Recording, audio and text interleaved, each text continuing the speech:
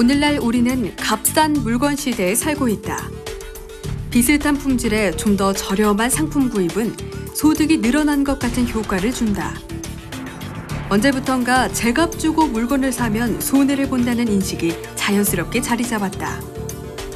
하지만 소비자에게 값싼 물건이 항상 좋기만 한 것인가라는 질문에 아니다라고 주장하는 한 권의 책이 있다.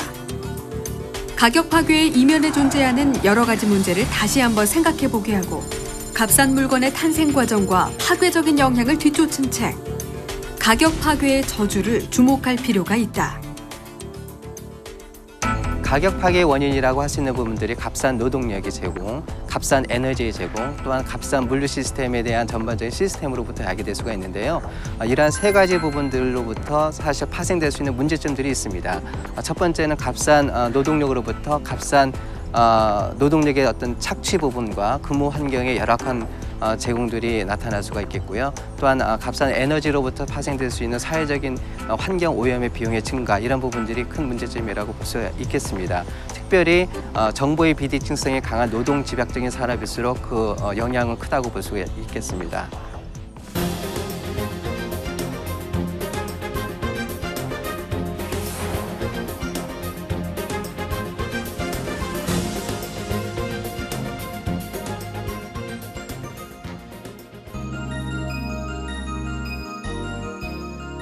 안녕하세요. 10분 만에 보는 책입니다. 여러분은 값싼 물건에 대해 어떻게 생각하시나요? 지난해부터 대형마트에서 시작된 반값 마케팅의 열기가 식지 않고 있습니다. 치킨부터 스마트 TV까지 거의 모든 품목으로 할인 경쟁이 치열해지고 있는 모습인데요. 보다 싼 가격에 물건을 구입하는 것은 가장 합리적인 소비로 여겨지기도 합니다. 하지만 이 파격적인 가격 할인, 문제는 없는 것일까요?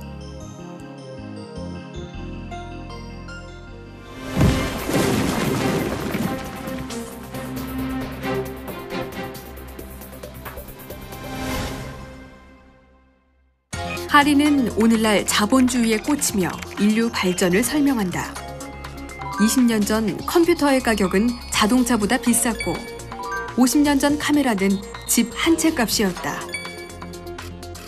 이렇듯 기술 발전에서 에너지 공급, 식민지 침탈까지 모든 것의 중심에는 가격 파괴가 있었다.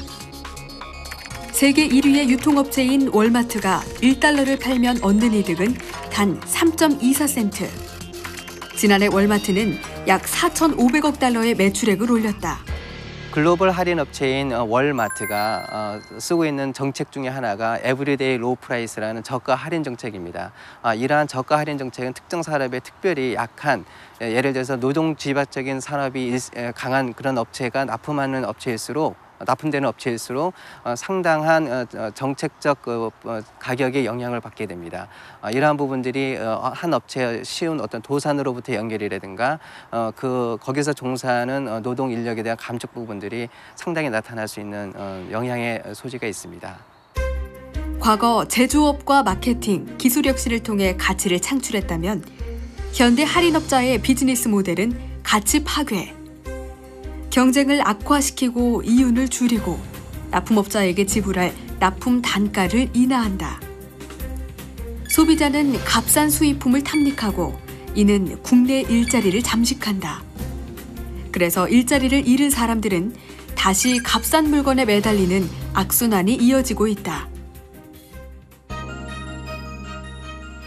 만약 세계화로 인해 오늘날 얻는 이익이 영원하다면 값싼 물건의 생산 과정에 대해 시시콜콜하게 따질 필요가 없을 겁니다. 하지만 소비 지상주의는 지속 가능하지 않습니다. 실제로 값싼 생산품의 종말을 알리는 위험 징후들이 사회 곳곳에서 발견되고 있는데요. 세계의 공장이라는 중국에서 그 값싼 물건의 종말을 알리는 첫 번째 징후가 발견되고 있습니다.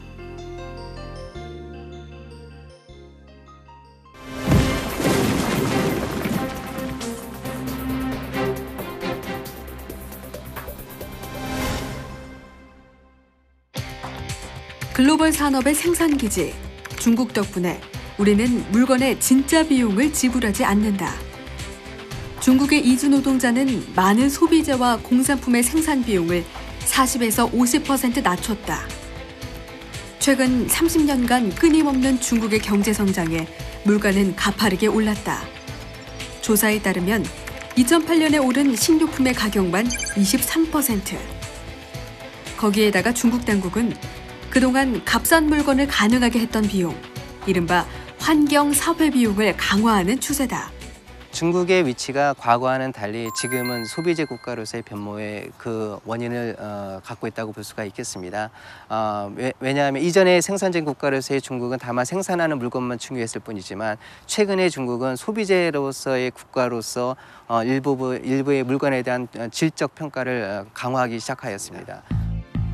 노동과 환경 규정을 강화해서 사회의 불안 요소를 잠재우려 하는 중국의 태도는 전 세계 소매가에 영향을 끼치고 있다.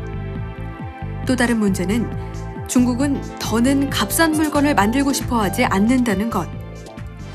중국은 국내 환경이 어려워지자 세계 소비자들의 이익을 희생시키고 이주 노동자들의 임금을 올리는 길을 선택했다. 이미 변화는 시작됐다. 근로자의 평균 임금은 2007년 상승하기 시작해 2008년에는 평균 9%가 인상됐다. 사실 우리나라 역시 브랜드 파워와 기술이 없던 초기 수출 당시 해외 소비자들을 이끌 수 있었던 것은 바로 저렴한 물건 가격이었습니다. 그런데 오르는 인건비 외에도 값싼 물건의 종말을 암시하는 또 다른 요인이 있는데요. 바로 급상승 중인 에너지와 운송 비용입니다.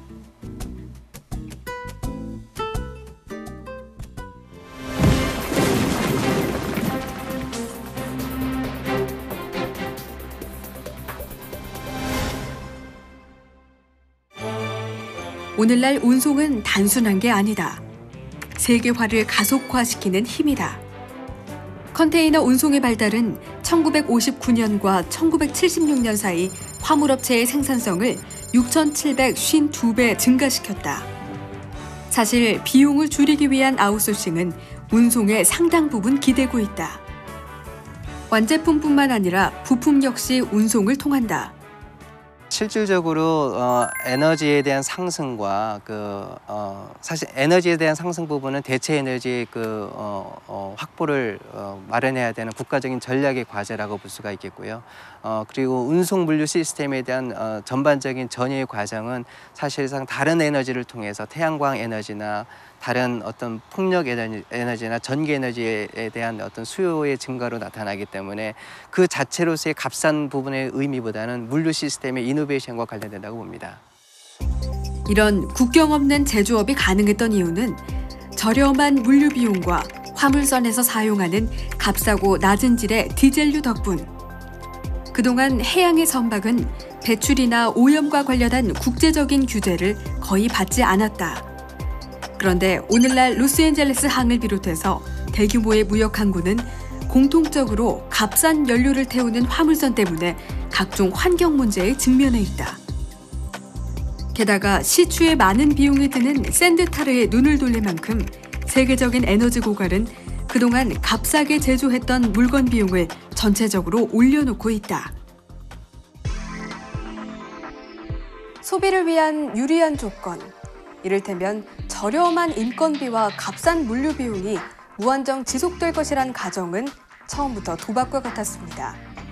우리의 경제 생활을 보완해주고 빈곤 상태를 가려줬던 값싼 물건을 더 이상 만날 수 없다면 어떤 일이 발생할까요?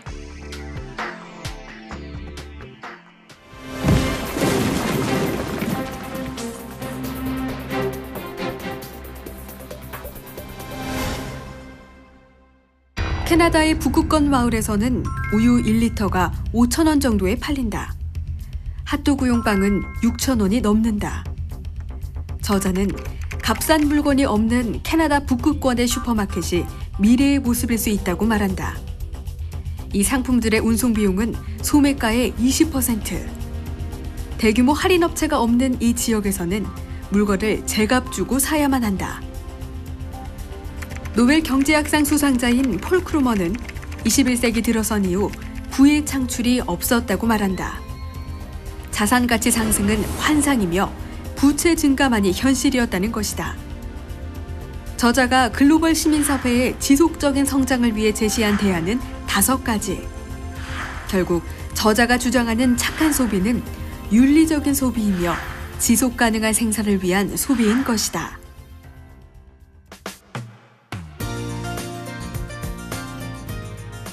대가 없는 풍요란 없습니다. 우리는 그동안 값싼 물건에 대한 대가 지불을 미루고 있었을 뿐입니다. 무엇보다 가격과 가치의 격차에 대한 고민과 논의가 사회 전반적으로 진행돼야 할 시점인 것 같은데요. 언제 어디서든 일상적으로 일어나는 가격 인하는 이 시대 경제의 강력한 힘이지만 여기에는 파괴적인 결과가 잠재되어 있다는 이 책의 내용에 대해 다시 한번 생각해 보게 됩니다.